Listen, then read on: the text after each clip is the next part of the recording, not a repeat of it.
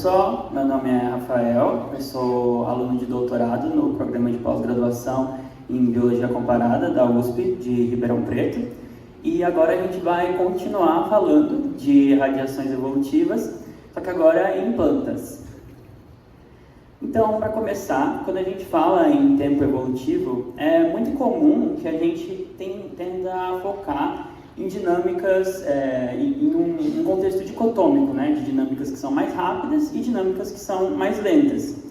E a gente consegue observar, tanto na literatura quanto em alguns trabalhos aqui do Congresso, um foco em dinâmicas que são mais rápidas, né, as famosas radiações, onde a gente pode observar aí uma diversificação acelerada. E aí já se questiona-se há muito tempo, né, se essas diferentes dinâmicas macroevolutivas, mais rápidas e mais lentas, elas contribuem de maneira diferencial, né, para a biodiversidade dos grupos. Como, por exemplo, aqui nesse quadro, será que esse grupo que representa aí, classificado como uma radiação, ele contribui para a maior parte das espécies? Provavelmente sim, né? Mas e para a disparidade morfológica? E para o nicho desse quadro no geral, né? A resposta, quando a gente pensa em radiações, como essas dinâmicas com uma taxa de diversificação elevada, é que, teoricamente, sim, né? Pensa-se que, pelo menos para espécies e morfologia, essas radiações são, sim, muito importantes, contribuem para a maior parte. Porém, o que a gente observa, esse sinal pode mudar quando a gente olha num contexto de tempo profundo para tempo mais recente. Porque o que a gente está chamando de radiações fica um pouco mais confuso, né? Fica um pouco mais difícil de classificar. Nesse sentido, como que a gente pode fazer essa diferenciação, né, entre o que é uma radiação e o que é uma outra coisa, né, uma não radiação?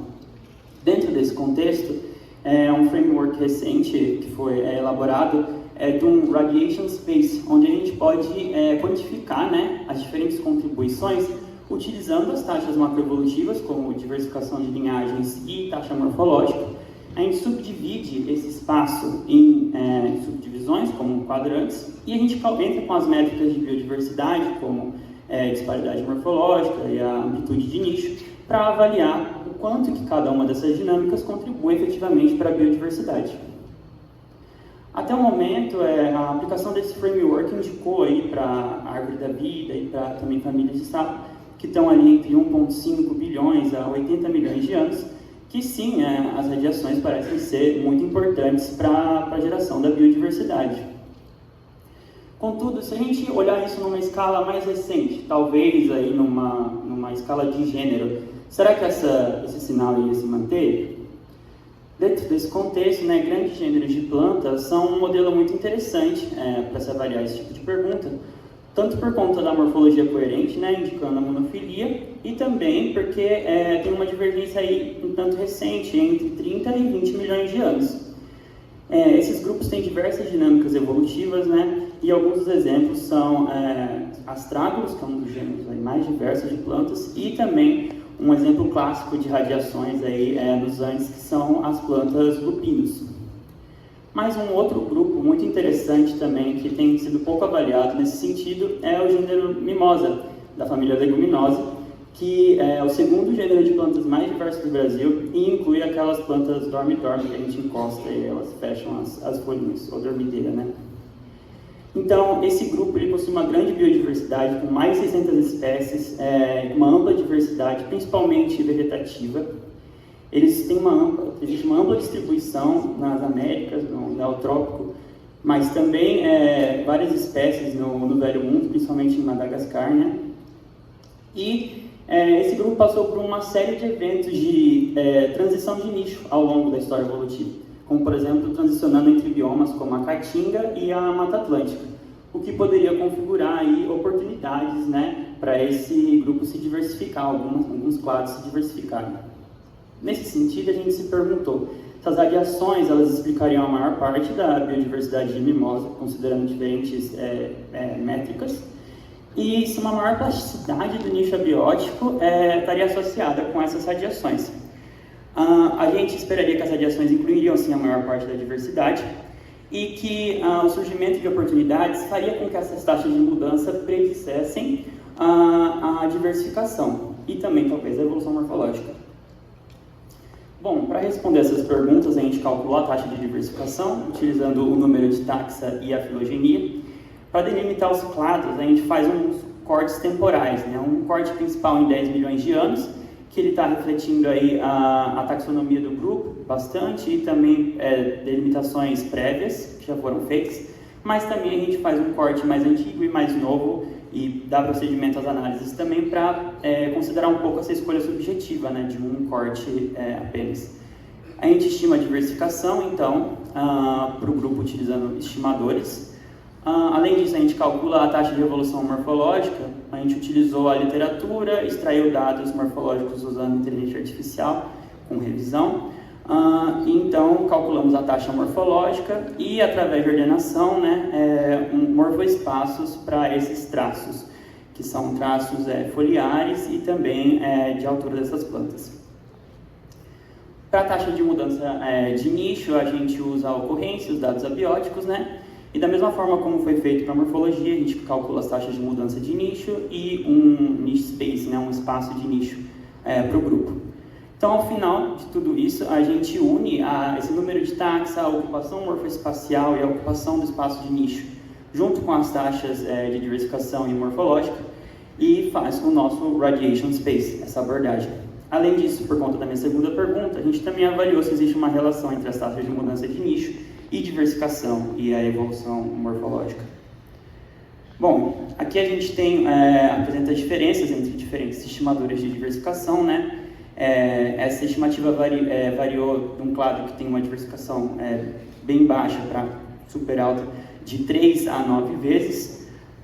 No caso de evolução morfológica, essa magnitude é muito maior, com uma mudança de mais de 85 vezes na evolução fenotípica multivariada por milhões de anos. Então aqui a gente tem o nosso radiation space. A disparidade está representada por aquela escala de cores e a amplitude de nicho pelo tamanho dos círculos. Não é para todos os clados que a gente consegue calcular essas métricas por conta de amostragem, mas por os quadrantes elas são sempre consideradas. E aqui a gente já observa uma distribuição bem igual aí ao longo do radiation space, né? Então diversas dinâmicas contribuindo para a evolução do grupo, e isso já mostra que existe uma certa descorrelação entre as taxas de diversificação e morfológica em mimosa. Além disso, vários dos clados estão ali naquele limiar, né, do que a gente chamaria de uma dinâmica macroevolutiva ou outra. Considerando essas questões, a gente observa que sim, as radiações contribuem bastante, né, a maior parte para a diversidade e para a disparidade morfológica do grupo. Enquanto que a amplitude de nicho está sendo muito mais explicada por dinâmicas de diversificação abaixo da média, na verdade. Principalmente por esses grupos com um número de espécies bem reduzido. Então aí a gente já responde a primeira pergunta, né? Mostrando que sim, a importância das radiações é grande para o grupo, e especialmente radiações com alta taxa de evolução morfológica. Isso não é necessariamente uma novidade, né? Porque isso já foi observado, né, não de maneira tão explícita, para lupinos, onde radiações parecem sim estar incluindo a maior parte da diversidade de espécies viventes. E em relação à disparidade morfológica, também alguns trabalhos já mostraram que linhagens que ocorrem em ambiente continental se diversificaram morfologicamente muito menos quando comparadas com linhagens que ocorrem aí em ilhas, né, tanto oceânicas quanto sky islands. Mas, além disso, tem a importância de dinâmicas de diversificação de linhagens mais lentas também, com a amplitude do nicho abiótico estando mais presente daquele lado do radiation space. Isso, de certa forma, mostra que as radiações elas não contribuem tanto, né, para essa amplitude de nicho, o que também já pode ser observado, de certa forma, em algumas linhagens como as trágalos, que apesar de serem um grande gênero de plantas, tem um nicho relativamente uniforme, variando aí entre árido e semiárido, mas não saindo muito disso. A gente propõe, então, que mimosa talvez tenha um bioplano vegetativo generalista, ocupando aí diferentes ambientes sem variar muito sua forma, mas que quando ocupa aí alguns locais-chave, se diversifica amplamente. Em relação à segunda pergunta, a gente observa que a taxa de diversificação está associada bastante com a taxa de mudança do nicho altitudinal, a plasticidade desse nicho, e também com a mudança no nicho edáfico, enquanto que a morfológica somente associada com o nicho edáfico em uma escala de tempo mais recente. A nossa interpretação disso é que o nicho altitudinal aí pode estar nos informando um processo de especiação alopátrica, né? Onde os gradientes altitudinais estão servindo como aqueles locais-chave que eu tinha falado anteriormente. Isso pode ser amplificado pela biologia, né, desses organismos. No caso de mimosa, as sementes são nuas e elas geralmente caem no chão, sem um mecanismo de dispersão especializado, que potencializa, né, essa hipótese. Como a Thaís já falou muito bem na última palestra, esse seria aí então, um forte componente não adaptativo na diversificação do grupo. Porém, também existem componentes que podem ser adaptativos, né? E é assim que a gente vê aquele sinal em relação ao nicho edáfico.